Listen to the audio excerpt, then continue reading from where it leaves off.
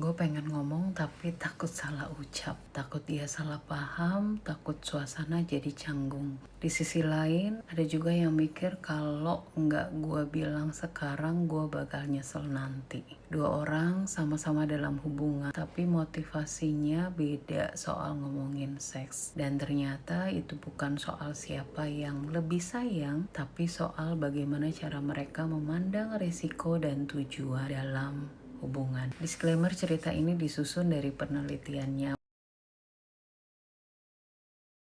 Andin dan Gary sudah menikah selama 3 tahun.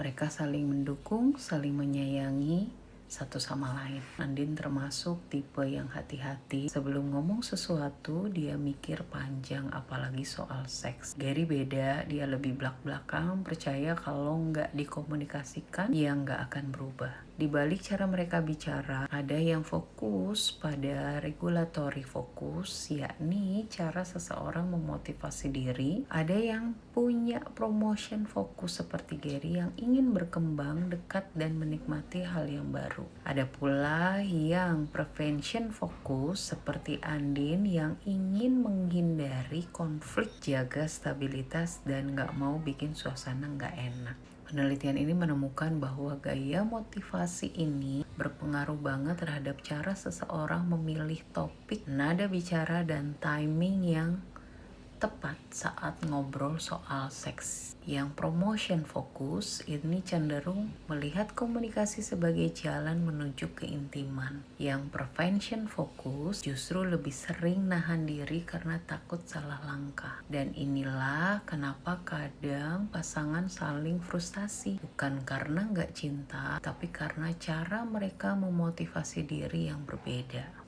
Tapi kabar baiknya, perbedaan ini bisa dijembatani kalau Gary belajar lebih sabar dan peka, dan Andin mulai pelan-pelan merasa aman buat terbuka. Kalau Andin tahu bahwa Gary bicara bukan buat menuntut, tapi buat mengajak kolaborasi, mungkin ia bisa belajar lebih percaya. Karena komunikasi seksual itu bukan soal siapa yang ngomong duluan, tapi soal bagaimana dua orang saling memahami alasan dibalik diam maupun suara. Dan kadang titik temunya bisa dimulai dari salah satu kesadaran kecil. Dia ngomong karena pengen dekat, bukan karena nge-push.